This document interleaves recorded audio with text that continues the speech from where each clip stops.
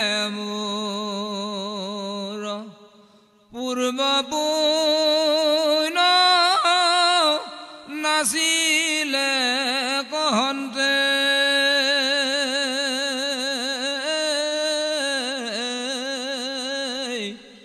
জিভাতয়া শিল নাম কিহেতু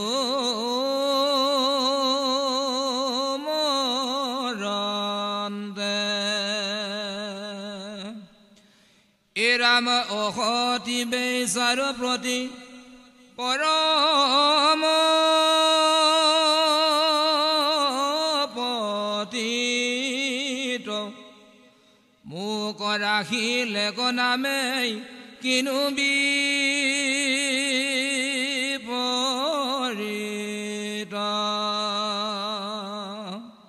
নাহি সংসাৰত পাবি মোৰ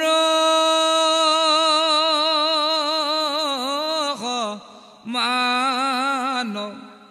জাতি পয়সতেহে পাইলৈ আপুনি প্ৰণাম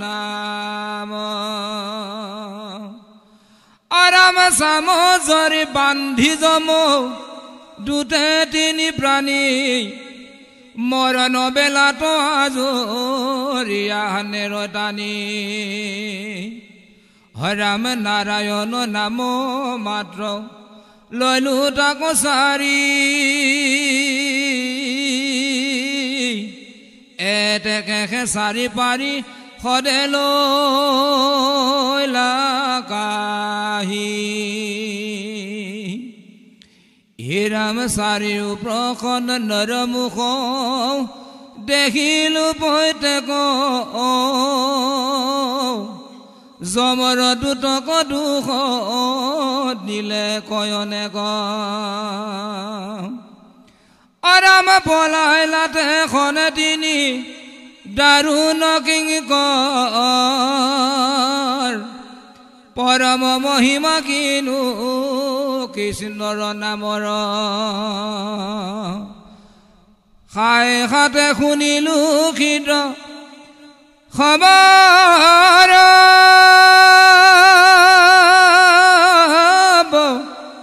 সন নাম বিনে নাহি আন সংসাৰ ৰণ এ ৰাম অধৰ্ম অৰণ্য হৰি নাম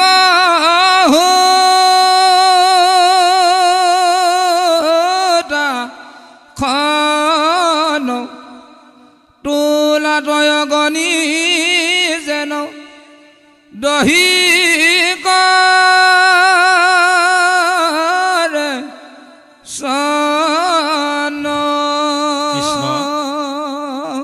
গুৰু বাবাই সমস্ত এতিয়া অজামিলে মনতে অনুতপ্ত হৈ উপলব্ধি কৰিছে যে মই নাৰায়ণৰ নাম লোৱাৰ লগে লগে মই যমৰ বন্ধনৰ পৰা হাত সাৰিলোঁ গতিকে মোৰ পূৰ্বৰ পুণ্যফল নিশ্চয় আছিল আৰু সেই পূৰ্বৰ পুণ্যফলৰ জৰিয়তেহে মই মুখেৰে নাৰায়ণৰ নাম উচ্চাৰণ কৰিব পাৰিলোঁ এতিয়া বাবাই সমস্ত আপোনালোকৰ পূৰ্বৰ পুণ্যফল আছেনে নাই বাৰু গম পায়নে আপোনালোকৰ পূৰ্বৰ পুণ্যফল আছিল আৰু সেইকাৰণে সুকে পৰীক্ষিতক কৈছিলে হে পৰীক্ষিত যাহাৰো আছে পুণ্য অসংখ্যাত সিহে পাতে কাণ কৃষ্ণৰ কথাত যাৰ পূৰ্বজন্মৰ পুণ্যফল বেছি লৈ পেলাই জীৱশ্ৰেষ্ঠ মানুহ হিচাপে জন্ম ল'লে সেইজনেহে কৃষ্ণৰ কথাত কাণ দিব আৰু যদি কম পুণ্য লৈ পেলাই মানুহৰ জন্ম পালে ভাগৱতৰ দশম স্কন্ধত সুকে পৰীক্ষিতক ক'লে হেৰা পৰীক্ষিত অল্প পুণ্য অন্ততান ভাৱ নুবুজয় এহি হেতু দেখা অল্পে হৰি নভজয় যে হেৰা পৰীক্ষিত কম পুণ্যলৈ যেতিয়া মানুহৰ জন্ম লয় সেইজনে সংসাৰত কেতিয়াও কৃষ্ণক ভজিব নোৱাৰে, কৃষ্ণৰ গুণনাম শ্ৰৱণ কীৰ্তন কৰিব নোৱাৰে। গতিকে বাবাই সমস্ত আমাৰ সকলোৱে আজন্মৰ পুণ্যফল বেছি আছিল, সেইকাৰণেহে এই জন্মত আমি কলিৰ যুগত ভগৱন্তৰ কথা শ্ৰৱণ কীৰ্তন কৰিব পাৰিছোঁ। আৰু এয়া অজামিলো উপলব্ধি কৰিলে যে মোৰ পূৰ্বজন্মত পুণ্যফল আছিল, সেইকাৰণে নাৰায়ণৰ নাম মুখত উচ্চাৰণ হ'ল মোৰ। এতিয়া বাবাই সমস্ত অজামিলে এতিয়া প্ৰথমৰ কথাখিনি প্ৰকাশ কৰিছে যে নাৰায়ণৰ নাম লোৱাৰ লগে লগে মোক এই যমৰ বান্ধনৰ পৰা 4জন বিষ্ণুৰ দূতে মুক্ত কৰিছিলে। 3জন মানে যমৰ 4জন বিষ্ণু পাৰিষদে 3জন যমৰ দূতৰ পৰা বন্ধন মুক্ত কৰিছিলে। যদিও শাস্ত্ৰত আমাৰ আছে কালপুৰা, সফুৰা, বেংকামুৰা,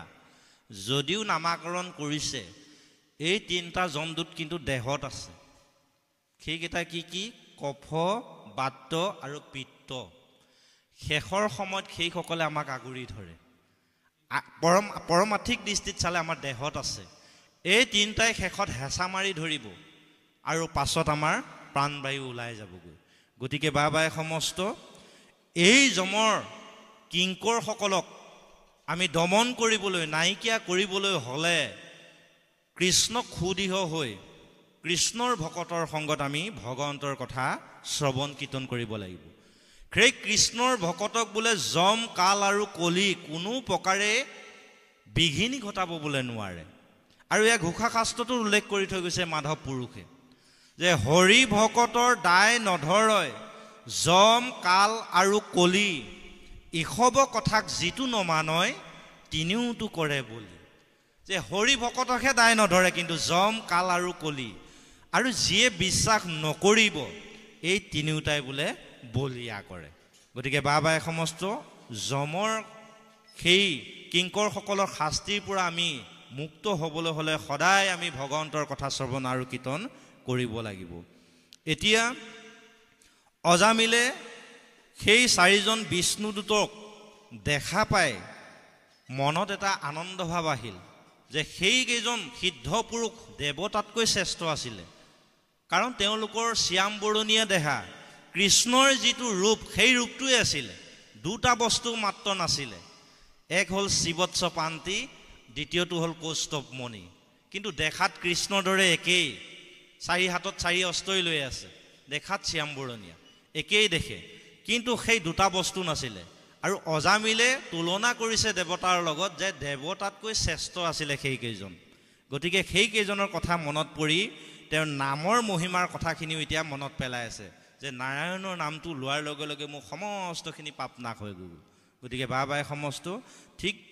অজামিলে যেনেকৈ নাম লৈছিলে ঠিক তেনেকৈ আমিও সেই নামৰ মহিমাৰ কথাখিনি সুদৃঢ়ভাৱে ল'ব লাগিব। আমি যদিও শ্ৰৱণ কৰিছোঁ, কীৰ্তন কৰিছোঁ, যদি আমি সুদৃঢ় নহওঁ তেতিয়াহ'লে কিন্তু শ্ৰৱণ কীৰ্তন আমি যি কৰিছোঁ তাৰ পৰা সাৰ্থকতা লাভ নকৰিম। যদি কৃষ্ণক সুদৃঢ়ভাৱে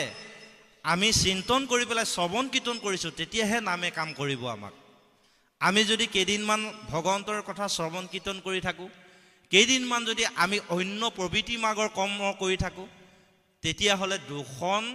ভৰিত 2খন নাৱেৰে পাৰ হোৱা ব্যৱস্থা এটা হ'ব।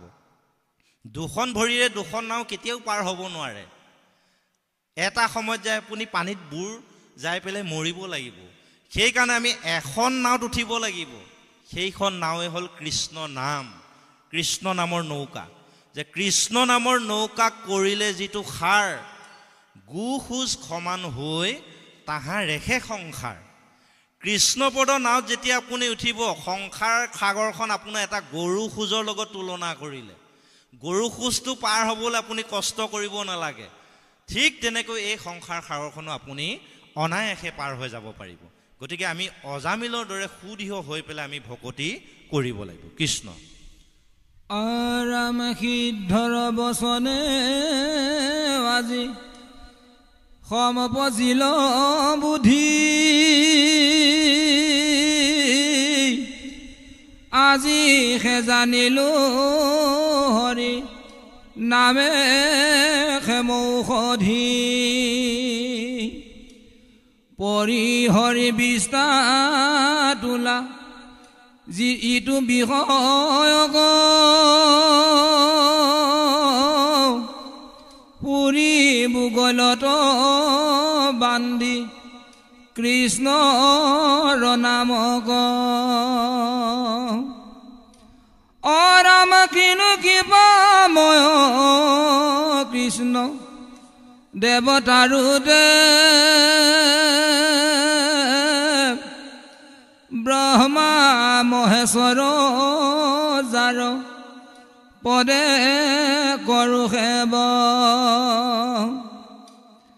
যাৰ নাম মাত তৰ লৈলে পাপী উদ্ধাৰ হেনয় কৃষ্ণ কোটি কোটি নমস্কাৰ কৃষ্ণ পিতা মাতা গতি মতি প্ৰতি প্ৰাণ কৃষ্ণৰ চৰণে বিনে নিশ্চিন্ত আন আজি ধৰি মনে মই কৰিলো নিশ্চয় গৈলো কৃষ্ণ চৰণত আপুনি বিকয় ভৈলো কৃষ্ণত এক শৰণ খাই খাত পুনৰূপী যেন নপাহৰো জানত নাট কৃষ্ণ ৰাখে চৰণত চিন্তি ভূষিত কৃষ্ণ ৰেখে নাম মই ৰাখিব মুখত শুনিব সদাৱে কৰ্ণ কৃষ্ণ ৰেখে কথা হৰি ভকত নেতে দেখিব সৰ্বতা হস্ত দুয়ো কৰিব কৃষ্ণৰ সেনা কাম সদাশিয়ে কৰিব কৃষ্ণ কৃপনা ভকতৰ সংগ লৈবে কৰি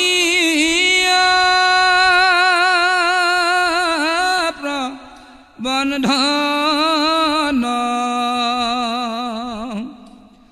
আপুনি চিনিতিব আপু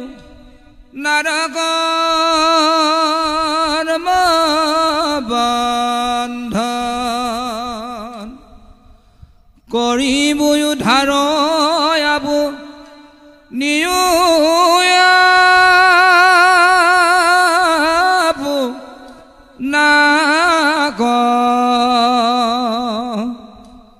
পুনঃ পৰি যেন মনি নপাও জাত নাগ গুৰু বাবাই সমস্ত হয় হয় হয় এক খৰণৰ হয় এতিয়া বাপজনাই এক খৰণৰ কথাখিনি সুধিলে যে এক খৰণ কেনেকৈ আমি পালন কৰিব লাগিব যে এক খৰণৰ লগত আকৌ দুই খৰণ বেলেগ আহিলে কিবা অনিষ্ট হ'ব নেকি বাপজনৰ মনত এটা শংকা আহিছে সেইকাৰণে আমাক দেৰাই আজ্ঞা কৰিছে আমি প্ৰশ্নভাগৰ উত্তৰ দিবলৈ আগবাঢ়িছোঁ যে গীতাৰ 18 অধ্যায়ত এক খৰণৰ কথাখিনি কৃষ্ণই অৰ্জুনক কৈছিল যে হে অৰ্জুন যাহাক এক শৰণ বোলয় তাহাৰ তত্ত্বক কহো শুনা নিৰ্ণয় কেৱল কৃষ্ণত শৰণ লৈ ঈশ্বৰ ভজিয়া তৰিব মই মোক ভজে মাত্ৰ এহি সকলে এক শৰণ যে ইহাক বোলে যে গীতাৰ 18 অধ্যায়ত বাপজনাই পাইছে নিশ্চয় গীতাৰ 18 অধ্যায়ত প্ৰকাশ কৰিছে কৃষ্ণ অৰ্জুনক যে হে অৰ্জুন এক শৰণ কাক বোলে কেৱল মাত্ৰ মুখ শৰণ ল'বা তুমি মোৰ বেটিৰকে কিন্তু বেলেগক আশ্ৰয় নল'বা মুখ শৰণ ল'বা মুখ শৰণ লৈ মোৰ গুণনাম তুমি শ্ৰৱণ কীৰ্তন কৰি থাকিবা আৰু যেতিয়া তুমি মোক সুদিহ হ'বা তেতিয়াহে এক শৰণ বুলি কোৱা হয় এক দেও এক সেও একবিনে নাই কেও একতে আৰম্ভ একতেই অন্ত যে কৃষ্ণক আমি একতে আৰম্ভ কৰিলোঁ আশ্ৰয় আৰু তেওঁকে এই সংসাৰ পাৰ হৈ যোৱাৰ সময়টো কিন্তু তেওঁতে আমি অন্ত হ'ব লাগিব সেইটোহে একশৰণ বুলি কোৱা হৈছে কৃষ্ণৰ ব্যতিৰেকে কিন্তু বেলেগক যদি আমি আশ্ৰয় গ্ৰহণ কৰোঁ তাক একশৰণ বুলি নক'ব তাক কি কয় বেভিচাৰ বুলি কয় আৰু সেই বেভিচাৰ ভক্তি কিন্তু ভগৱন্তই গ্ৰহণ নকৰে আমি এতিয়া বাবাই সমস্ত মাধৱ পুৰুষে ঘোষাত সুন্দৰভাৱে আমাক উল্লেখ কৰি থৈ গৈছে যে বচনে কেৱলে মাত্ৰ হৰিত শৰণ লয় চিতে আন দেৱতাকো ভজয় জানিবাহা কদাচিতো সিদ্ধি সিটো নলভয় হৰি তাৰ সন্তোষ নহয় যে মুখেৰহে কৃষ্ণক শৰণ ল'লোঁ চিতে আমি বেলেগ দেৱতাক ভজি আছোঁ সোমবাৰ শনিবাৰ আমি বেলেগ দেৱতাক যাই পেলাই ঘৰৰ মংগলৰ অৰ্থে কৰ্ম কৰি আছোঁ ব্ৰত আচৰণ কৰি আছোঁ আমি তেতিয়া কিন্তু সেই ভকতি বোলে বেভিচাৰ হ'ব সেই ভকতি ভগৱন্তই গ্ৰহণ নকৰে আৰু গুৰুজনাই উল্লেখ কৰি থৈ গৈছে আমাক অন্য দেৱী দেও নকৰিবা সেও নাখাইবা প্ৰসাদ তাৰ মূৰ্তিকো নচাইবা গিহু নপখিবা ভক্তি হৈব বেভিচাৰ গতিকে আন দেৱ দেৱতাক আমি হিংসা মানে গৰ্বগৌৰৱ কৰিব নালাগে কিন্তু সেইসকল ভজনীয় নহয় সেইসকলে জীৱক কেতিয়াও এই সংসাৰ সাৰৰ পৰা তৰাই নিব নোৱাৰে সংসাৰৰ সাগৰত থাকিলে জীৱসমূহক ইন্দ্ৰিয়ৰ ভোগৰ অৰ্থে সেই দেৱ দেৱতাসকলে কিছু দিব কিন্তু সেয়া হ'ব বিনাশী সেয়া নাশ হ'ব কৃষ্ণক যেতিয়া আপুনি সুদৃঢ় হ'ব আশ্ৰয় ল'ব তেওঁ যি ফলটো পাব তাৰ অবিনাশী তাৰ বিনাশ নাই সেইকাৰণে আমি এই অবিনাশী ফলটো গ্ৰহণ কৰিব লাগে আৰু কিছু কিছুৱে আমাক ক'বও পাৰে যে হে একেহে কৃষ্ণ অংশ একো নহয় দেৱ দেৱতাক পুজিলে আমাৰ কিছু কিছুৱে কয় ঈশ্বৰ কৃষ্ণক দেৱ দেৱতাৰ লগত সমকক্ষ কৰে সেইকাৰণে ঘোষাত কি ক'লে মাধৱ পুৰুষে যে ঈশ্বৰ কৃষ্ণক অন্য দেৱতাৰ সম বুলয় অধম মূঢ়মতি 84 নৰক ভুঞ্জি পাপৰ জুনিত খিটো অৱশ্যে হুইবেকো উতপতি ঈশ্বৰ কৃষ্ণক যদি আন দেৱতাৰ লগত সমকক্ষ কৰে 84 লক্ষ হাজাৰ জুনিত বাৰে বাৰে নৰক যান্ত্ৰণা খাই ভ্ৰমি থাকিব লাগিব সেইকাৰণে বাবাই সমস্ত বাপজনে সুন্দৰভাৱে প্ৰকাশ কৰিলে যে এক শৰণ একতে আৰম্ভ একতে শেষ সেই কৃষ্ণক আমি সুদৃঢ়ভাৱে বিশ্বাস কৰিলোঁ তেওঁকে ল'লোঁ আশ্ৰয় আৰু আমাৰ শেষৰ সময়টো তেওঁকে অন্ত হৈ তেওঁৰ নাম লৈ আমি তৰি যাব লাগিব তাকে এক শৰণ বুলি কোৱা হৈছে এতিয়া আমাক সুকে পৰীক্ষিতক কৈ আছে যে হেৰা পৰীক্ষিত তুমি কিন্তু অজামিলৰ দৰে আচৰণ নকৰিবা ইন্দ্ৰিয় সুখৰ অৰ্থে তোমাক সেইকাৰণে মই সুন্দৰভাৱে বুজাই আছোঁ যে এক ইন্দ্ৰিয়ৰ সুখৰ অৰ্থে যদি তুমি কৰ্মবিলাক কৰি থকা তেতিয়াহ'লে তুমি বাৰে বাৰে সংসাৰত ভ্ৰমিয়ে থাকিব লাগিব গতিকে তুমি কৃষ্ণক সুদৃঢ় হোৱা আৰু এই কথাখিনিকে অজামিলেও মনতে সুদৃঢ় হ'ল তেওঁ এক শৰণ ল'লে অজামিলে এতিয়া তেওঁ মনতে ভাবি পালে যে ব্ৰহ্মা শিৱয়ো যিজন কৃষ্ণক সদায় চৰণ চিন্তন কৰে সেইজন কৃষ্ণক ময়ো চিন্তন কৰিব লাগে তেওঁ এইটো উপলব্ধি আহিলে আৰু উপলব্ধি অহাৰ পাছত তেওঁ জানিলে যে সেইজন কৃষ্ণই পিতা সেইজনেই মাতা যদিও সংসাৰত পিতৃ মাতৃ আছে আমাৰ পিতৃ মাতৃ থাকিলেও এই সংসাৰৰ পিতৃ মাতৃয়ে কিন্তু কিছুদিনৰহে আলহী কাৰণ সেই সকলো সেইজন পিতা মাতাকে চিন্তন কৰিব লাগে আমাৰ মূল পিতা মাতাই হ'ল কৃষ্ণ আৰু সেইকাৰণে আমি সেইজনক স্বামী হিচাপে ভজি আছোঁ আইসকলো স্বামী হিচাপে ভজি আছে বাপসকলো স্বামী হিচাপে ভজি আছে আমি ঘোষাতটো গাওঁ হে কৃষ্ণ স্বামী তজুপাৱে আমি কেৱলে শৰণ চাওঁ কৰা অনুগ্ৰহ মায়াৰো নিগ্ৰহ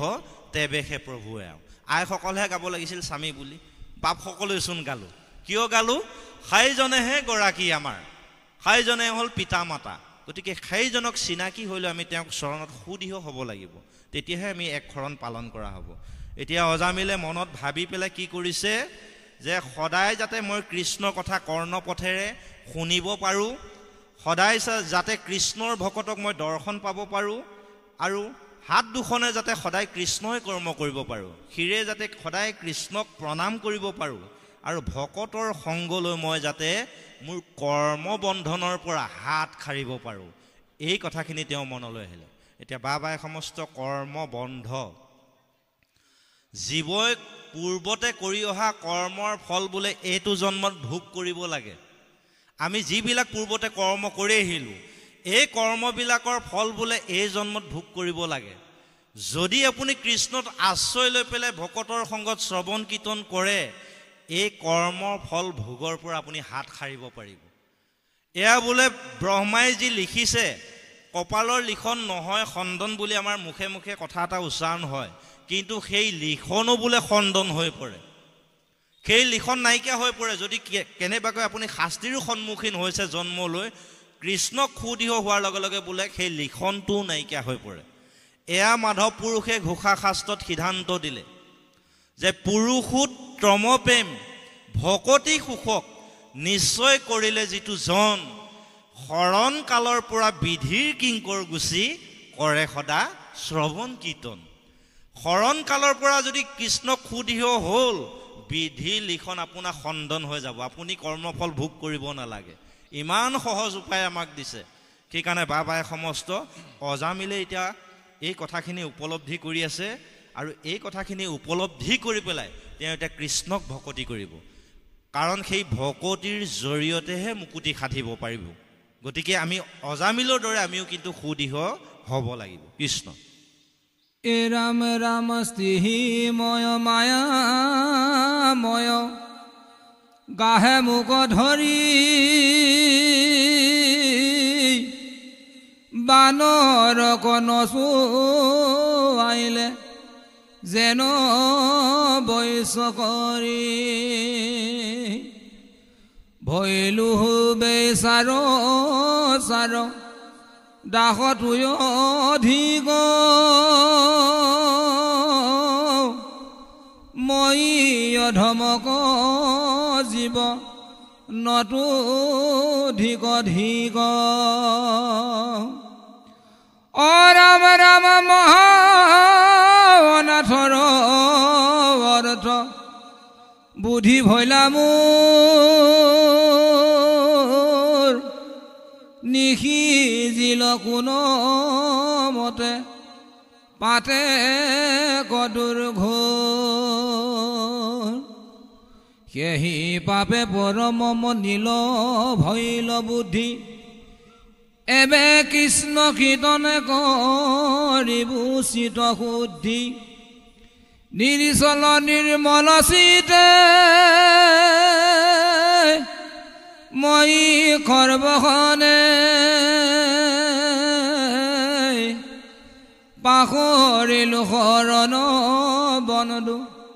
কৃষ্ণৰ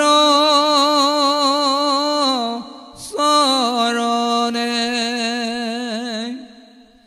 হে ৰাম প্ৰমাণ চিন্তু কুৰু কৃষ্ণ বিনে নিচিনিতি বুয়ান হে কৃষ্ণ কৃষ্ণৰ বাপ কৰা পৰিত্ৰাণ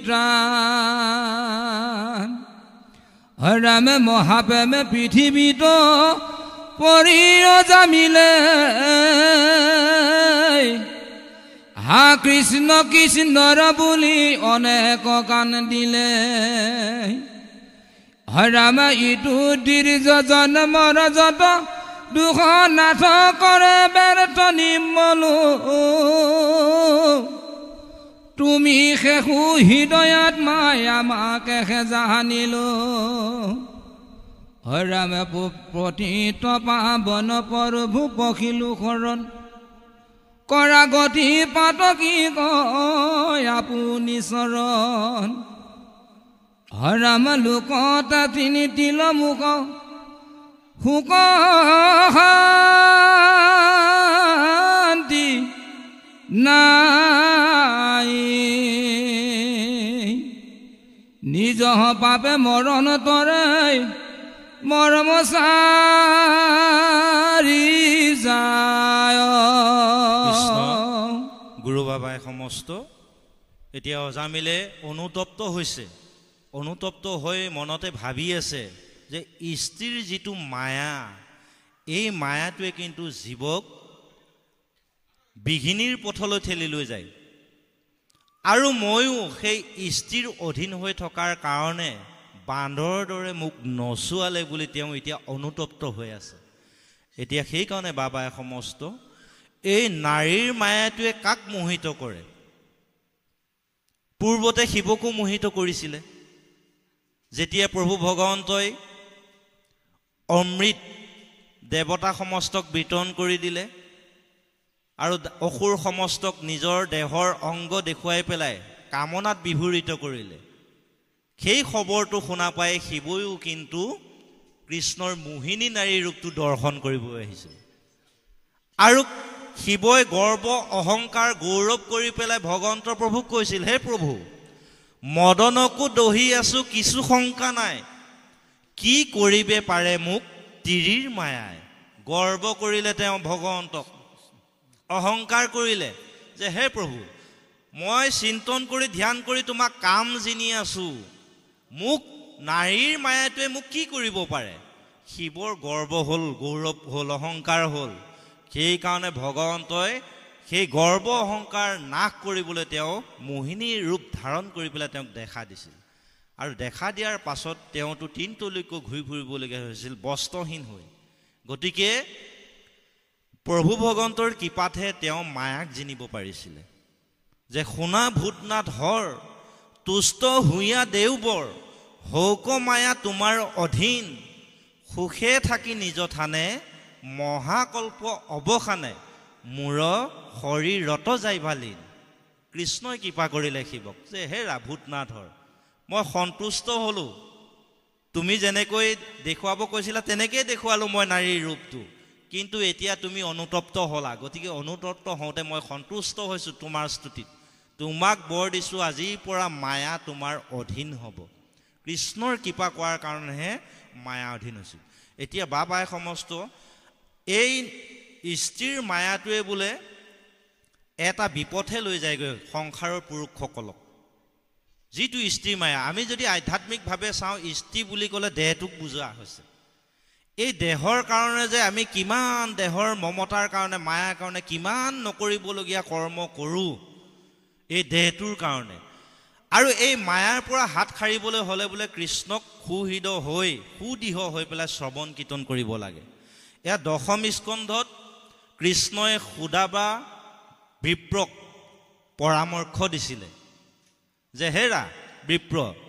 তুমি নাৰীৰ পৰা কেনেকৈ হাত সাৰিব পাৰিবা তুমি শুনা, যে শ্ৰৱণে কীৰ্তনে যেবে ভজয় আমাক,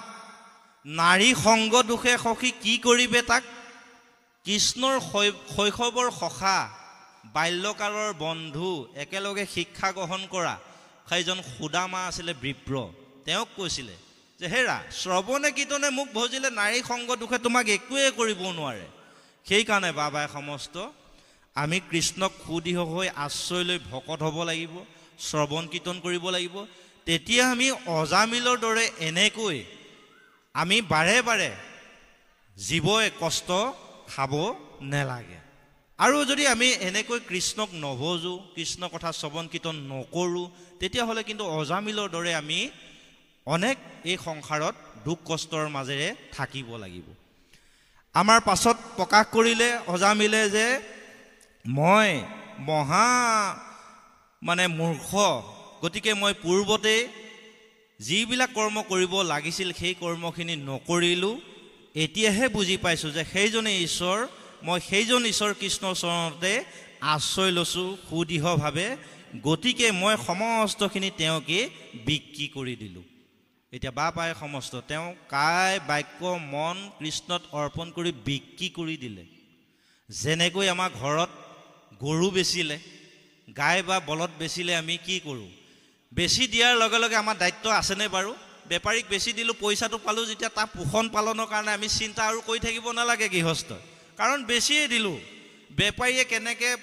পোহে, কেনেকৈ বিক্ৰী কৰে, তেওঁ সেইটো দায়িত্ব। ঠিক তেনেকৈ কৃষ্ণক যেতিয়া আমি সুদৃঢ়ভাৱে আশ্ৰয় ল'লোঁ, কায় বাক্য মন অৰ্পণ কৰি বিক্ৰী কৰি দিলোঁ কায় বাক্য মন, সেই কৃষ্ণই আপোনাক কেনেকৈ ৰাখিব লাগে তেওঁ দায়িত্ব ল'ব। আমি আৰু দায়িত্ব লৈ থাকিব নালাগে। আৰু এই কথাখিনিকে অজামিলে উপলব্ধি কৰি আছে কৃষ্ণ। ৰাম চাহি মন স্তুতি উঠি দীৰ্জয় জামিল কৃষ্ণ কৃষ্ণ বুলি গংগা দ্বাৰ কচলিল ৰাম হে পুত ভাৰ জাক কৰি পতি ত্যাগ কৃষ্ণৰ চৰণত আদি ভৈলৈ অনুৰাগ এ ৰামে সাধু সংগে অনেকমি লীল বিৰগতি